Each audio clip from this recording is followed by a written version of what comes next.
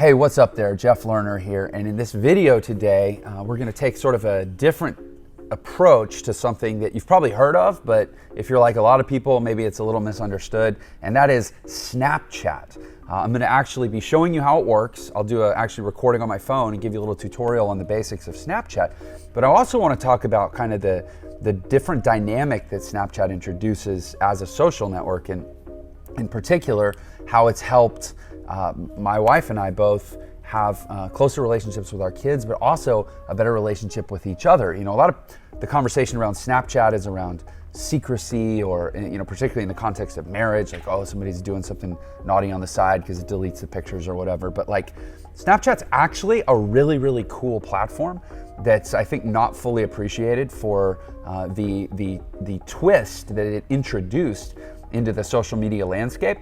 So we're going to do a tutorial, and then we're going to talk about some of the dynamics, and in particular, I'll actually show you how Snapchat's been really cool for my relationship with my wife and also with our kids. So let's do it.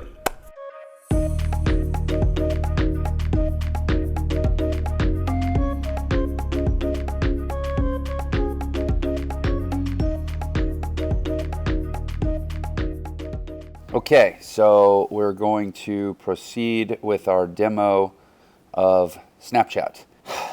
This is Snapchat. Hey, what's up? Look at that guy. And actually, the fact that I come up right when I turn it on, it's sort of illustrative of the point that it's about pictures. It's not so much about text. But anyway, I'm tired of looking at myself. So this is not going to be an exhaustive overview of Snapchat. Snapchat is a really rich platform. It's actually pretty darn cool when you dig into all of its little tricks and nuances and things that it does. But what I want to talk about especially is the things that I think make Snapchat unique. Related to that is what makes it so attractive to kids, to young people. You know, I think there's a lot to learn, you know, for certainly for parents, but for marketers, for anyone that's like, what is it that interests people? What is it that attracts people? There's so much we can learn by studying what it is that people like. And the fact is, young people love Snapchat. And I think that there's a tendency among older people, like adults and grown, you know, people with kids, to think, oh, they just like it because they're up to no good and they're trying to cheat and be secretive and hide things. And it's actually not that. You know, I've talked to my kids a lot about this, and my wife is really close with our kids' friends, and it's more of a cultural fit, that the way Snap is fits the culture and the ethos of young people today.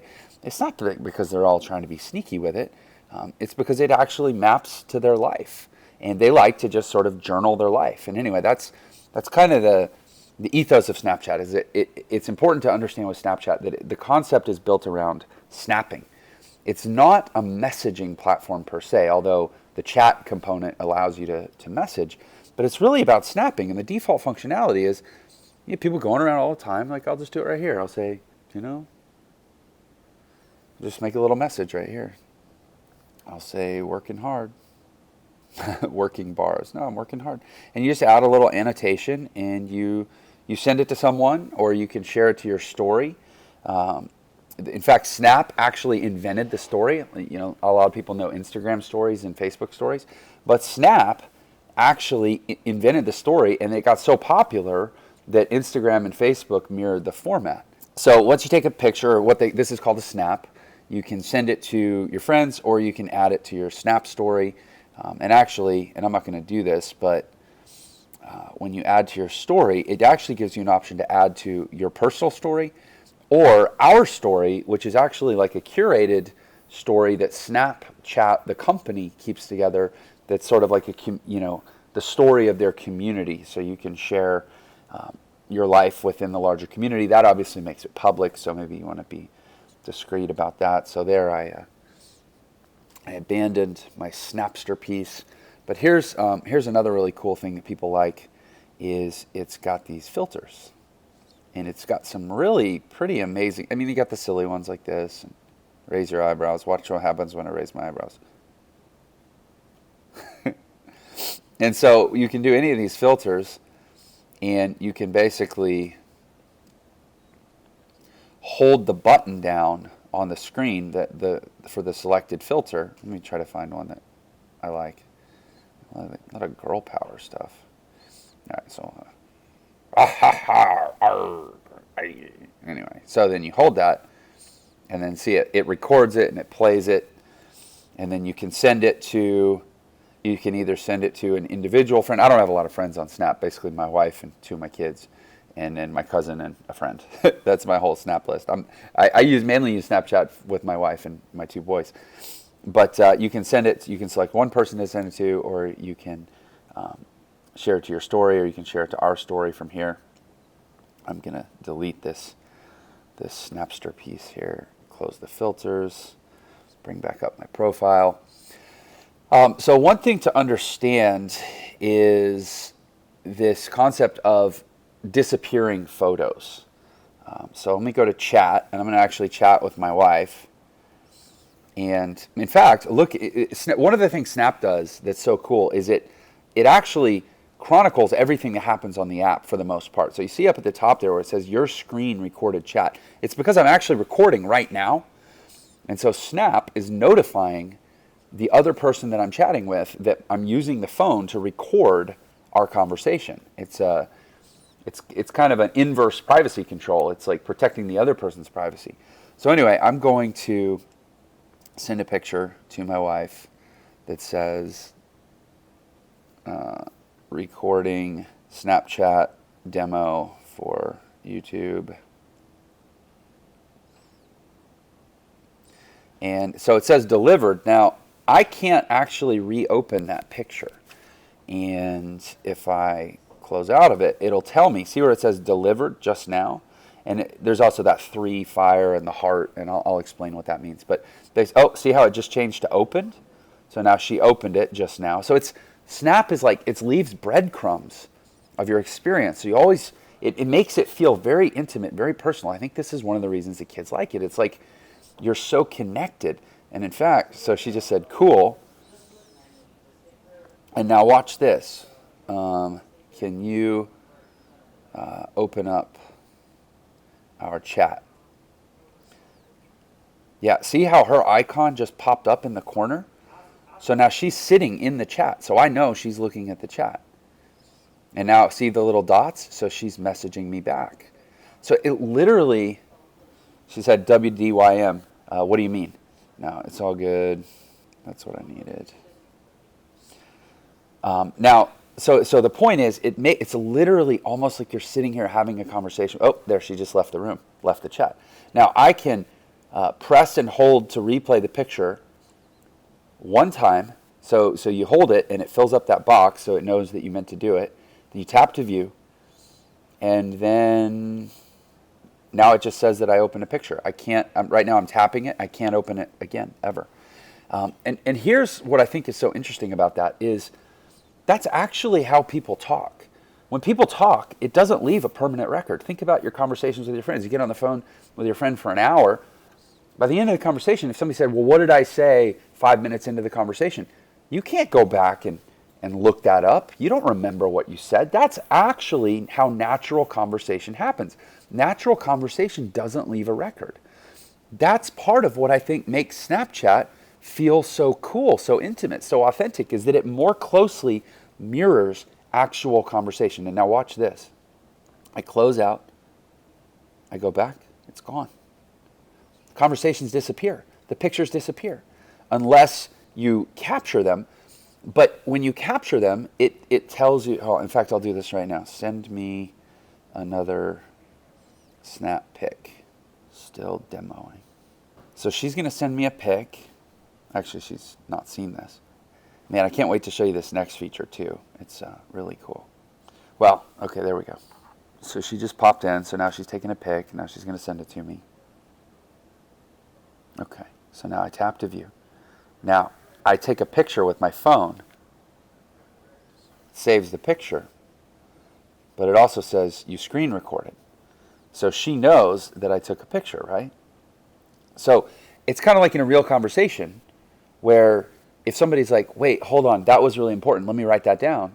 The other person knows that you wrote it down. In other words, you don't capture moments in real conversations without the other person knowing that you captured the moment. That also feels more like a real conversation. And then you come back and it's gone, right? Now, here's what's really cool, is send me a chat message, not a pic. And actually, I can do this with my message too. If I tap it, it saves it. But she can see that I saved it because it shows up. See how the little red bar on the side thickens when I save it? And the message gets highlighted gray? She can see that too. So what's so cool about that? So she's about to send me a chat message. And this is actually, and I'm going to talk a little bit more about this, how it's been so powerful in my relationship with my wife, is you can have like a best of conversation. Imagine your conversation with someone, whether it's a friend, maybe you have a friend that you do a lot of funny banter with, or you have like your wife or your husband or your spouse or whatever. Okay, Stell's being crazy. Stell is our daughter. There, I save it.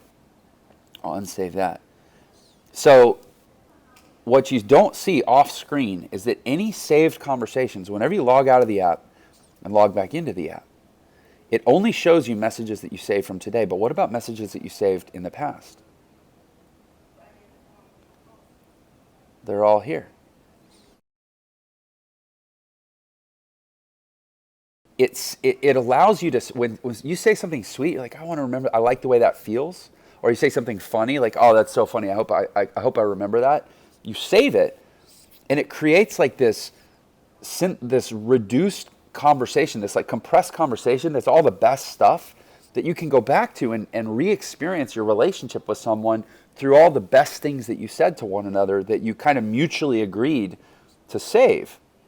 And there, see, I unsaved it and now it deleted. And it's so like with my wife, anytime I'm like, oh, does my wife love me? I don't worry if my wife loves me, but like I want to feel it. I go back and I can look at this conversation and like, it's all there. It's just back and forth of us just telling each other how much we love each other and miss each other, and I'm traveling, and it's super cool, super powerful. And you can have that. It doesn't just have to be with your romantic partner. It could be with your friends. It could be with anyone, where you save the best of conversations. Okay, so now let's talk about some other aspects of the platform. First of all, see that little number 3 with the fire next to it? So what that means is that my wife and I have a streak going. In fact, let's demonstrate a streak. So we literally, every day, we do this.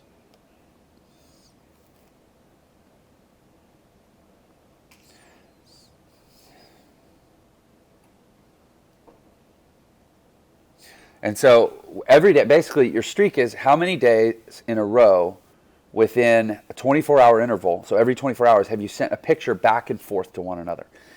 And it's funny, we're at 3. We were at like 75, and then my wife had a migraine, really bad migraine, and so I was sitting with her, taking care of her all day. And because we were sitting together all day and I was taking care of her because she had a migraine, we never actually streaked, and we broke our streak. And when we broke our streak, it's funny, I was like pissed. I was like really disappointed. I'm like, babe, I wasn't mad, but I was surprised by the amount of emotion that I had around breaking the streak, because it was like, we've been building this thing for 2.5 months, and we broke it. Now we got to start over. We're at 3 days, and it's like, oh, it's okay. We can do the work. We can rebuild our streak. So again, you see how Snapchat there. So she just sent me back streaks. We just send each other every day streaks. You see how Snapchat builds this kind of intimacy, this intensity of relationships, and there's actually, if you read online, there's like stories about teenagers going kind of nuts over their streaks and stuff, and they're sick and they can't get to their phone, so they're like calling, they're using their mom's phone to call their friend to be like, I need you to get to my phone so you can message so and so to keep our streak going. And people get a little nuts with the streaks, but it actually, again, I think it speaks to the power of the platform and why people are so drawn to it. Okay, so another thing you'll notice here is, see how I have under my name, but see, I have a score, 426. And actually that score was higher, but I was messing with the app and I deleted it and I reinstalled it and it reset my score. But basically that score is a metric of how much you use the app. And it's crazy how, particularly with young people, I know people, some of my kids' friends that have scores in many hundreds of thousands based on how many messages they've sent back and forth. And you could probably argue whether that's healthy or not, or sane or not. But again, I'm looking at it from a marketing and a user engagement perspective. It builds this intimacy and this intensity within the platform that's powerful. I mean, it's shocking how into their score some people are. Genius for Snapchat. Now let's talk about the Snap Map. I don't really use the Snap Map much. I only share my location with one person, who's my wife.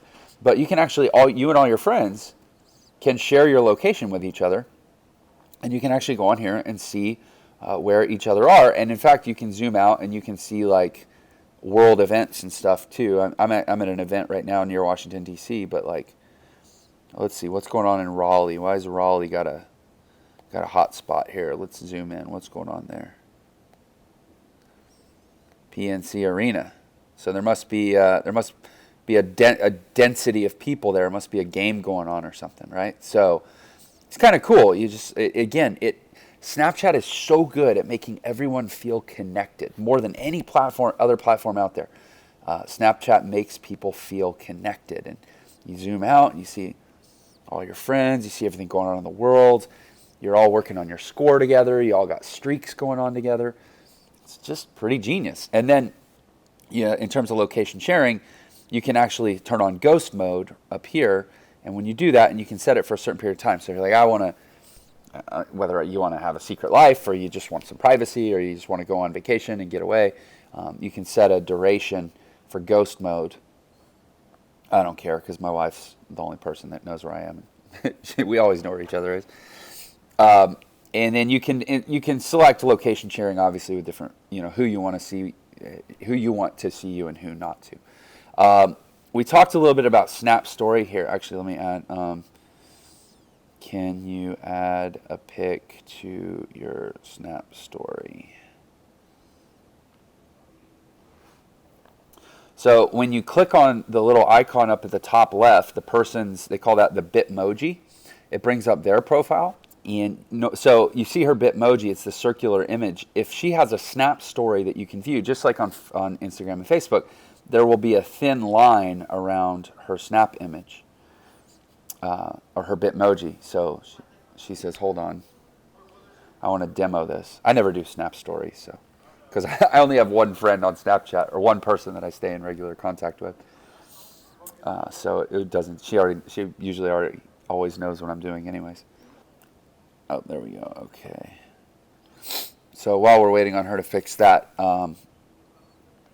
let's talk a little bit about the heart and the sunglasses. So there's these emojis that are interwoven all through the platform, where you can basically, there's 3 types of emojis. There's friends emojis, like emojis you get with your friends. And what I'm going to do is I'm going to put in the description below, I'm going to actually put links where you can see all the different emojis explained. But I'll tell you, for example, that like the heart, the little yellow heart that I have next to my wife, that means that we are #1 best friends with each other.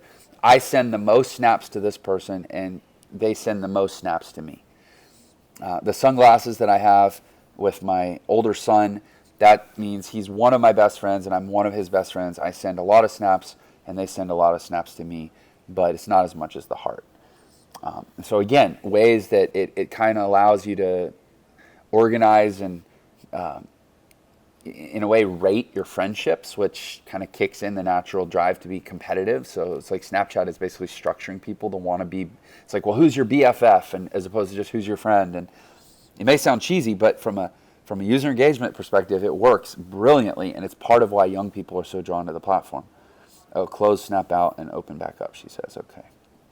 So I close it out, I open it back up, and she's saying that, oh, there we go. That's kind of a racy story, but I guess they're in the jacuzzi. Aw, that's my daughters. They're not old enough to have Snapchat, but they will soon. Wait, oh, there's an ad. Oh, so I advanced. So people can companies can run ads in Snap Stories, just like Instagram and Facebook. I didn't mean to, but there I just clicked on one. Let me click out of that. How do I? Yeah. So. What else do we need to demo with the platform? We talked about the friend emojis. We talked about streaks. There also are various trophies that get unlocked. So if you click the little your own Bitmoji at the top left, I'll talk about Bitmojis. On this profile page, you'll start to accumulate trophies. I have no trophies because I don't use any of the functions in Snapchat that unlock trophies. But there's a lot of different things you can do to unlock trophies. Things like if you post a story. I did actually have one at one point. Oh, actually, I have one right there. The little thing next to my Snap score. I think that's because I connected my Bitmoji. But anyways, as you do different features of Snapchat, you get these different trophies, these little icons that appear on your profile, and then they actually fill up what's called a trophy case. So you can go see all your trophies. I'll also post a link to all of the different trophies. And then there's some people who actually have unique trophies that are related to their profile. And I'll post a link to that below. You can see who it is. But like a lot of famous people have their own actual unique trophies on the platform. Like Arnold Schwarzenegger, for example, he has a bicep actually as a unique trophy. Whenever he posts a story, it'll have a bicep stamped on it, so you know that it's an authentic story from Arnold. Which may sound super dumb or super hokey, but it's part of how Snapchat creates this fabric that makes everybody feel connected. You feel connected to famous people too. Let's talk a little bit about the Bitmoji. And we'll talk about privacy settings, and I think that'll be enough. So your Bitmoji is this picture of me. It's a cartoon version of me that's up here at the top of my profile.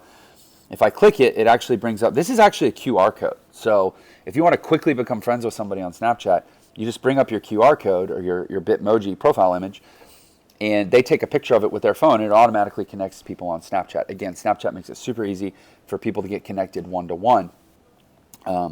But the Bitmoji itself is actually something you design, and people put a lot of time and energy into their Bitmoji. And frankly, I was shocked at how in-depth. Bitmoji is actually a separate app that Snapchat links with.